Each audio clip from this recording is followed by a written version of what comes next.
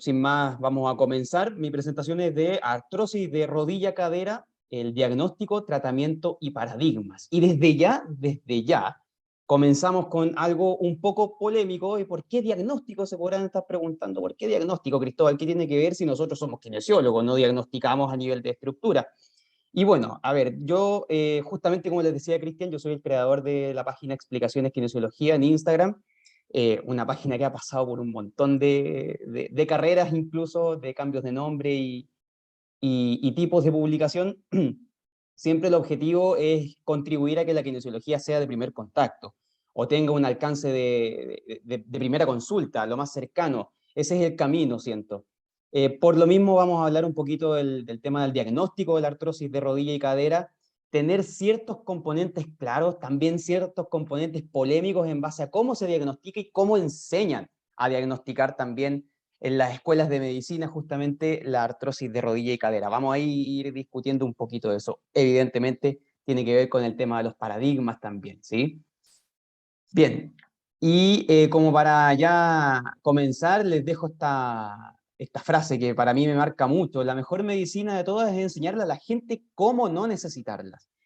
¿Cómo no necesitarla? Esta frase la dijo Hipócrates.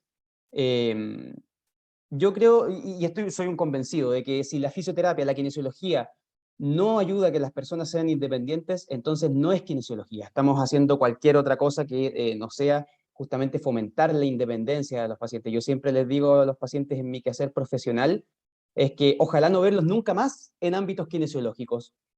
Si me quieren invitar a un café, a un mate, lo que sea, yo feliz, pero ojalá no verlos más, ojalá que salgan lo más rápido posible. Y eso es lo que nosotros tenemos que fomentar justamente, si es que ustedes son estudiantes, tienen que ir hacia allá. A lo mejor les van a decir otras cosas en el pregrado, a lo mejor si ya son profesionales, con algunos cursos les van a decir las clásicas frases del masaje de descarga, qué sé yo. Esas cosas son venta de humo nomás y ustedes tienen que siempre fomentar la independencia de las personas. ¿Bien?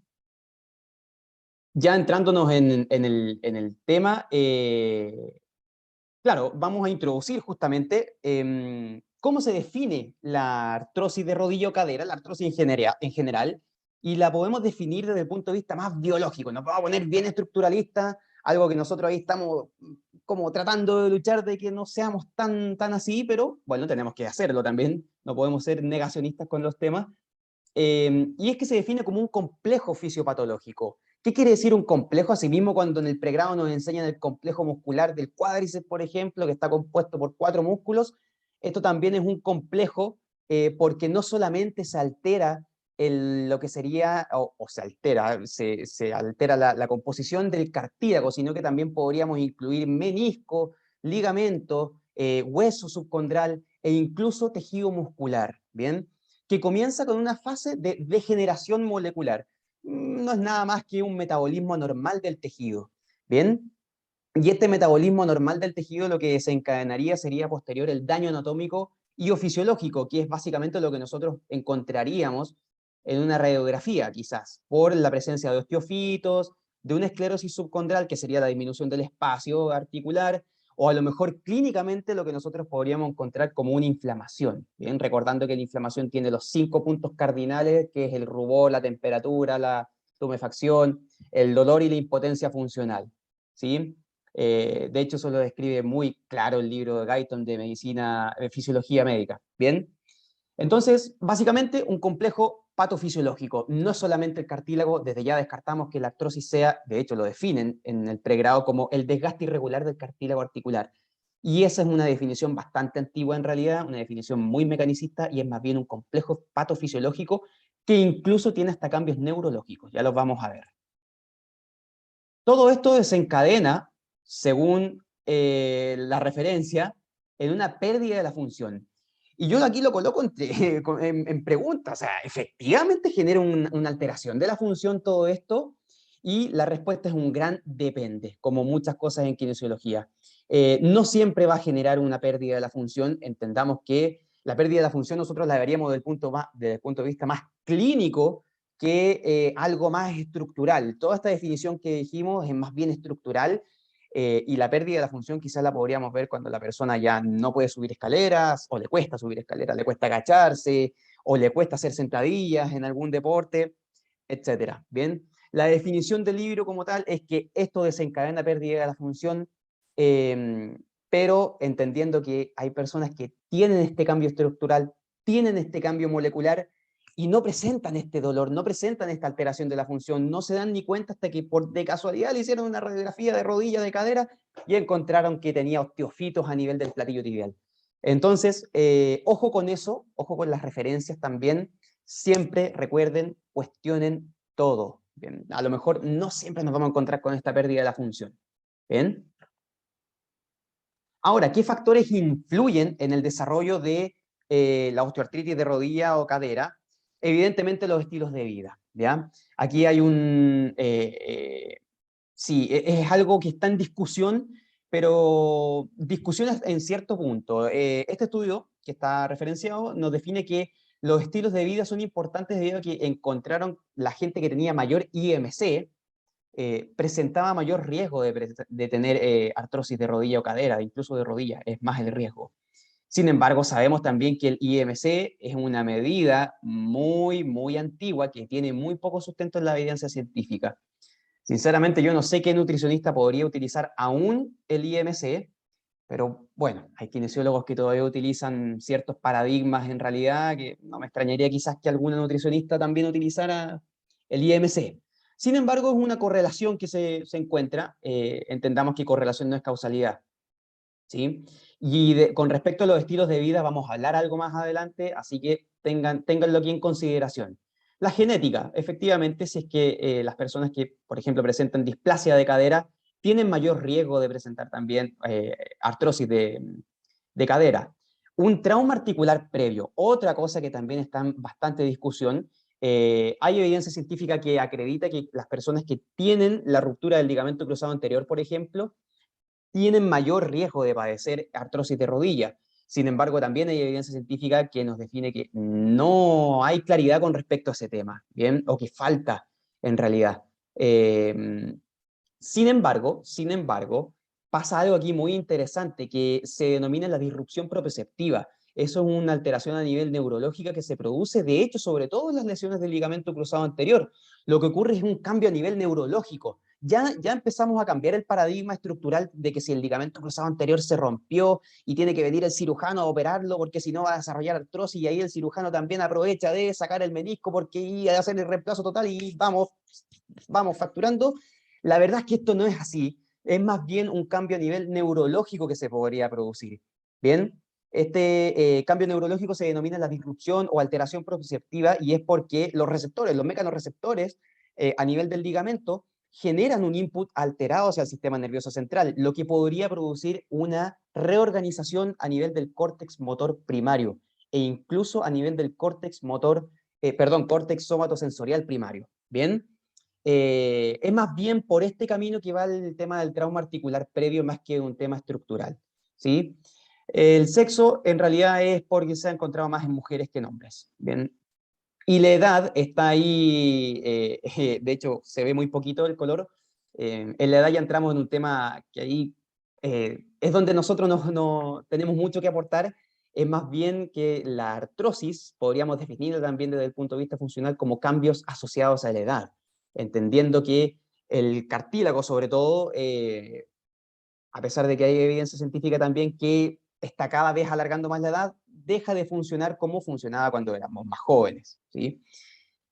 Por eso está como ahí, entre comillas, o más que con otro color. Ojo con el tema del trauma articular previo, es más bien un cambio a nivel neurológico, y ojo con los estilos de vida que también podrían ser un cambio a nivel neurológico, ¿sí? Bien, ahora nos vamos, ya, como para ir saliendo del tema tan teórico, a mí me gusta mucho, entiendo que hay gente que quizás le puede aburrir un poco. Eh, el tema más neurológico con respecto a lo que es la fisiopatología, perdón, más teórico, la fisiopatología.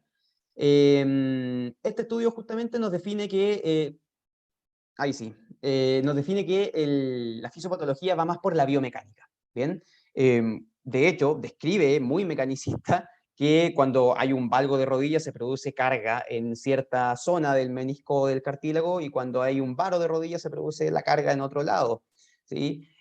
Sin embargo, la evidencia científica más actualizada con respecto a la artrosis de rodilla y de cadera nos definen que este aspecto biomecánico tiene que ver más bien con un exceso de carga o una falta de carga, ¿bien? De hecho, tiene todo el sentido del mundo que si hay demasiada carga, el tejido responde de cierta forma, y que si no hay mucha carga, el tejido no está adaptado para absolutamente nada, ¿bien? Es más bien este componente, el biomecánico. Y lo que desencadenaría una sinovitis con, obviamente, la liberación de citoquinas inflamatorias y factores de crecimiento. Esta imagen es clave para entender un poquito la fisiopatología y para entender dónde podríamos atacar nosotros clínicamente. Todo esto es llevar la ciencia, el laboratorio, llevarlo a la clínica. Esa es la idea, ¿sí? Esa es la idea de todo, al menos de mi webinar. Lo que ocurre es aquí, tenemos que comenzar acá, una degeneración del cartílago articular. ¿Qué ocurriría con una degeneración del cartílago articular? Es que lo primero, hay una remodelación del hueso subcondral, y esto desencadenaría una invasión vascular, lo que a lo mejor podría desencadenar este fenómeno de la inflamación más clínico, ¿ya? Esta invasión vascular que va a conseguir una lesión a nivel de la médula ósea. Ojo con eso, y de hecho, me voy a retroceder un poco, es la lesión que vemos acá, ¿sí? Esta imagen es sacada del estudio, pero es esta lesión a nivel de la médula ósea, es una resonancia nuclear magnética, ¿bien? Seguimos siendo muy estructuralistas. Eh, Evidentemente, ya cuando hay una invasión vascular y cuando hay una lesión de la médula ósea, se van a producir esta liberación de las citoquinas inflamatorias, y al producirse la liberación de las citoquinas inflamatorias, ¿qué pasa? Es que se liberan los factores de crecimiento. Y estos factores de crecimiento son los que degradan la matriz del cartílago, que es lo que dice acá. ¿Bien? Y una vez que degradan la matriz del cartílago, ya entraron en un círculo vicioso. Es por eso que se habla de que la artrosis de rodilla-cadera es crónica y va a avanzar con el tiempo y qué sé yo, y la cuestión para allá y para acá, ¿sí? Algo de cierto tiene desde el punto de vista estructural, desde el punto de vista ya más mecánico. Bien, entonces es más bien un círculo vicioso de liberación de citoquinas inflamatorias, de factores de crecimiento que degradan más la matriz del tejido. Y se acuerdan que yo al principio les había dicho que era una lesión a nivel también, un complejo fisiopatológico que podría incluir el ligamento, el menisco, el músculo, qué sé yo. Aquí justamente este dibujo representa, no sé si muy bien, pero lo representa el ligamento. Y también representa el menisco. Y fíjense lo que representa aquí también, la inflamación de la grasa periarticular. Por ejemplo, en la rodilla nosotros nos encontramos con la jofa, la famosa, que ahora todo muy de moda, clásico en los centros, jofitis, dolor de rodilla anterior, entre medio del tendón, o sea, a los lados del tendón, jofitis, listo. Esto también va a generar, se mete ahí en el círculo vicioso y va a generar esta liberación de los factores de crecimiento. Bien, a la larga lo que van a desencadenar todo esto es que que se desencadene un factor de crecimiento a nivel óseo y se produzca el osteofito, ¿bien? Que es el cambio que nosotros encontraríamos en la radiografía. Ahora, la presentación clínica, ya llegamos más bien a lo clínico, que es lo que nos gusta un poquito. Ya entendimos que era un complejo fisiopatológico, como para hacer un resumen, complejo fisiopatológico o patofisiológico.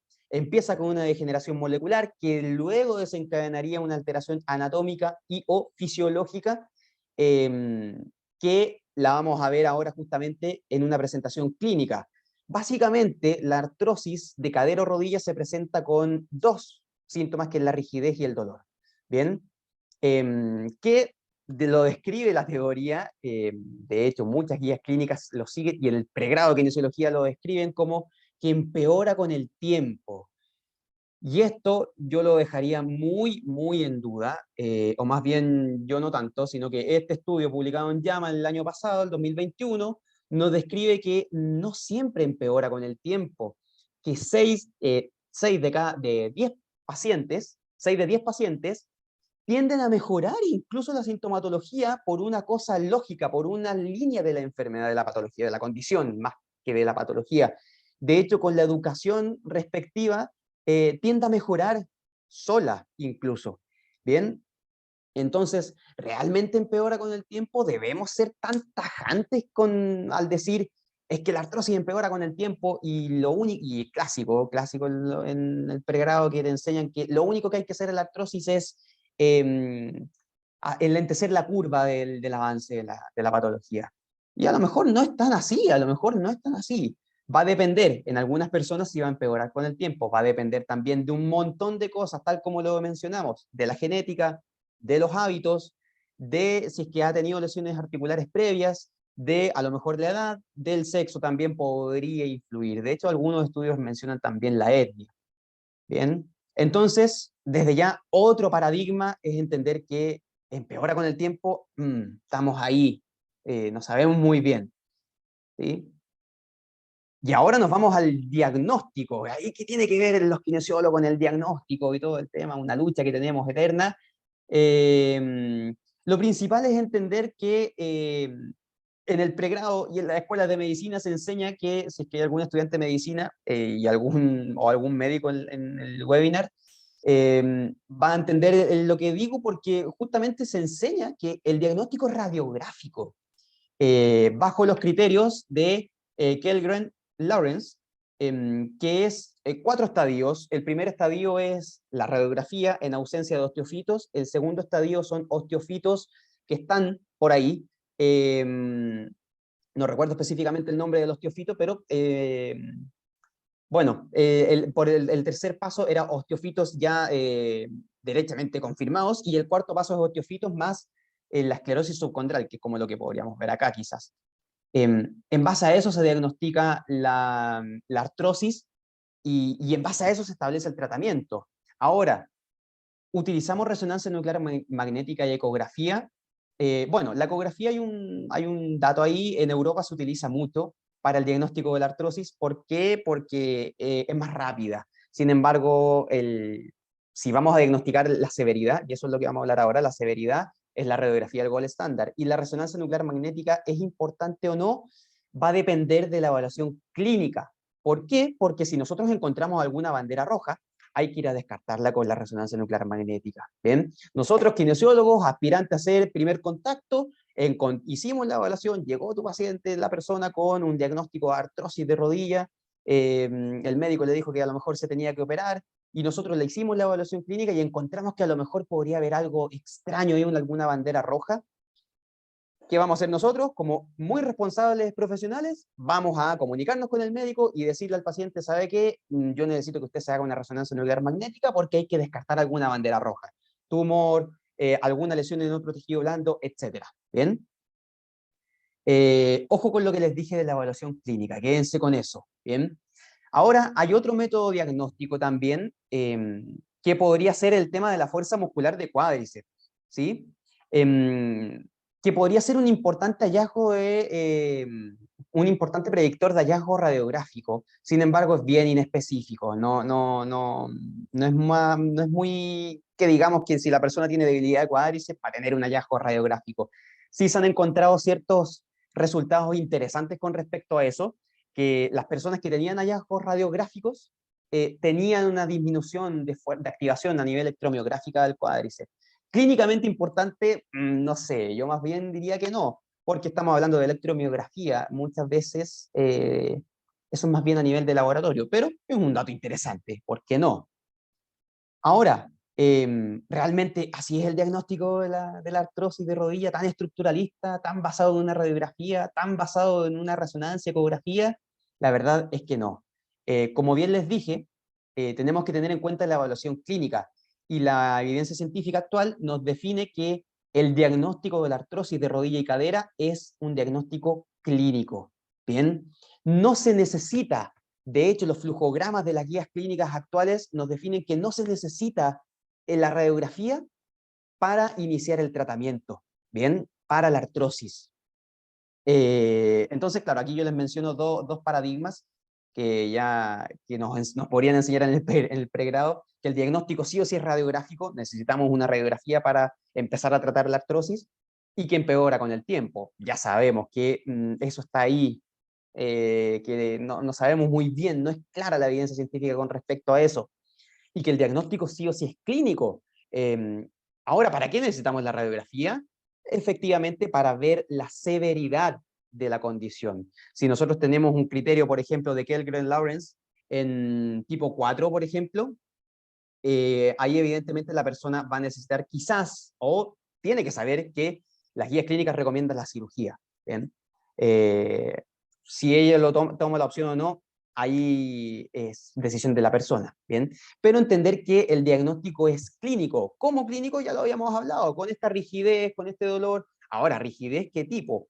Sí, podría ser más bien una rigidez matutina o una rigidez después de estar sentado mucho tiempo. Eso se denomina, para que ustedes lo anoten, si es que están internados en un internado o trauma, el signo del cine. El signo del cine es, básicamente, cuando uno va al cine, está 2, 3 horas viendo una película, dependiendo de la película, no sé, quizás Avengers Endgame, que duraba 3 horas 10, creo, buenísima.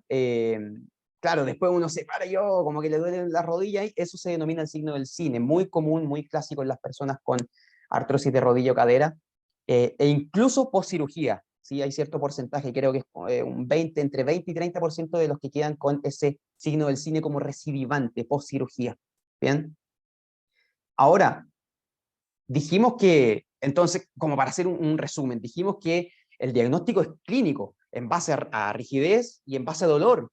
Eh, entonces, ¿estamos diagnosticando en base a dolor? ¿Y el dolor es igual a daño tisular? O sea, eh, entramos también en ese paradigma, en ese juego. Eh, dijimos que, claro, no diagnosticamos en base a radiografía, en base a la estructura, pero sí diagnosticamos en base al dolor, en base a la rigidez. Un fenómeno muy o un síntoma muy subjetivo. ¿Vamos a diagnosticar en base a eso? También nos queda ahí la interrogante, la verdad. Es súper interesante cuestionarse estas cosas. A mí por lo menos me gusta mucho. Porque claro, entonces, ¿cómo lo hacemos? Por, sigue siendo subjetivo y no podemos sentir rigidez con las manos. Si yo voy y le muevo la cadera, la rodilla a mi paciente, no lo voy a sentir. Una diferencia. eh, las manos no son un método fiable de diagnóstico, ya todos lo sabemos eso, y si no lo saben, ahora lo saben. Ustedes no pueden palpar la contractura, no pueden palpar, no pueden sentir esta rigidez, que el deslizamiento y rodamiento son más bien cosas teóricas, eso, biomecánicas, a menos que haya un daño neurológico, ahí sí se sentiría la rigidez, evidentemente, la espasticidad, y a lo mejor la podríamos clasificar en base a escalas neurológicas, que también siguen siendo subjetivas. Pero entonces, ¿diagnosticamos en base a dolor? ¿Cómo es la cosa? Eso nos deja ahí la duda, ¿sí? Sin embargo, si tenemos una cierta presentación clínica, tal como la que hablábamos, podríamos iniciar el tratamiento desde ya. ¿Y qué tratamiento? Bueno, esto no es para nada, no es una receta, pero sí la evidencia científica nos da cierta direccionalidad. Y en base a este estudio, bueno, claro, el color verde nos refiere, vamos a ver tablas después, nos refiere que está fuertemente recomendado por la evidencia científica, así como el morado ya ni siquiera hay una conclusión. Bien. Y aquí justamente tenemos las cosas que están más recomendadas. Y vamos a ver. Estas son distintas guías clínicas y claro, es en rodilla y cadera. Si se fijan, tenemos la pérdida de peso recomendada para individuos que sean obesos o que estén en sobrepeso. Bien. Los programas de educación, ¿ya? Que pueden incluir educación acerca del dolor, educación acerca de ejercicio, educación acerca de la medicación, ojo con eso, profesionales aspirantes a hacer primera consulta, tenemos que saber educar con respecto a la medicación. Programas de ejercicio físico que podrían incluir fortalecimiento, cardio o incluso las dos mezcladas. Y fíjense que ya en amarillo aún sigue siendo, claro, condicionalmente recomendada. Nos encontramos con entrenamiento de equilibrio, balance, yoga, tai chi. Y fíjense que aquí ya comenzamos en el lado oscuro de la ciencia, que nos encontraríamos con la acupuntura, con el TENS, bueno, con otros fármacos. Fíjense aquí que tenemos la infiltración con ácido hialurónico y la infiltración con glucocorticoides. Si bien está algo recomendada en ciertas guías clínicas, existen otras que ni siquiera hay una conclusión acá. Y fíjense la infiltración con ácido hialurónico, o sea, derechamente casi nadie, casi no se recomienda, y después vamos a hablar algo de eso. Y ojo aquí con los antiinflamatorios no esteroidales, ¿sí? Tanto orales como tópicos. Y aquí este estudio hace referencia en algo súper interesante, que fíjense que aquí tenemos una condicionalmente recomendada para lo que sería para la cadera. ¿sí? El AINE oral. En cambio, el AINE tópico no presenta, son todos solamente, la recomiendan siempre, y es porque el AINE tópico tiene muy baja la toxicidad. Sabemos que el AINE oral podría producir irritación gástrica o irritación hepática, en el caso de la condición úlceras gástricas. De hecho, ahí los médicos tienen que empezar a jugar un poco, incluso con el tema de la farmacología, ¿bien? Eh, y ahí también pueden jugar un poco con el tramadol. Sin embargo, el tramadol también hay que tener en cuenta que podría producir ciertas alteraciones neurológicas y que en la kinesiología no queremos esas alteraciones neurológicas. Entonces, desde ya a nosotros nos queda claro un poco que las medidas de tratamiento van a ser las que fomenten el movimiento. Y fíjense lo que coloco acá. Claro, si nosotros hacemos reposo, tenemos muerte de los condrocitos. Y si tenemos una condición que está generando una alteración, una ruptura de la matriz del cartílago, y nosotros mandamos a reposar al paciente, va a tener más muerte los condrocitos. No tiene sentido eso, es lógico, es lógico. No entiendo por qué todavía hay profesionales que mandan a hacer reposo o que prohíben la práctica deportiva. De hecho, ayer tuve un ingreso justamente de artrosis de rodilla, que hace CrossFit, y el médico le dijo que, o sea, le dijo, usted ya tiene que saber que no puede hacer nunca más deporte. Y cuando la paciente me estaba relatando eso, se le llenaron los ojos de lágrimas porque ella empezó a hacer CrossFit producto de una depresión que tuvo. Y de hecho les voy a aprovechar de contar, la paciente le dijo, pero ¿cómo? Si es lo que me saca, es lo que me saca de mi depresión. Y el profesional tuvo la brillante idea de decirles que, bueno, es una cosa por otra, ¿sí? Si usted quiere seguir con su cartílago desgastado que se le siga rompiendo, le dijo, perfecto, siga, no tiene depresión. Ahora, si es que no quiere seguir con su cartílago desgastado, va a tener depresión. Elija, depresión o cartílago, le dijo. Increíble, ¿sí? Increíble. Pero ustedes ya saben.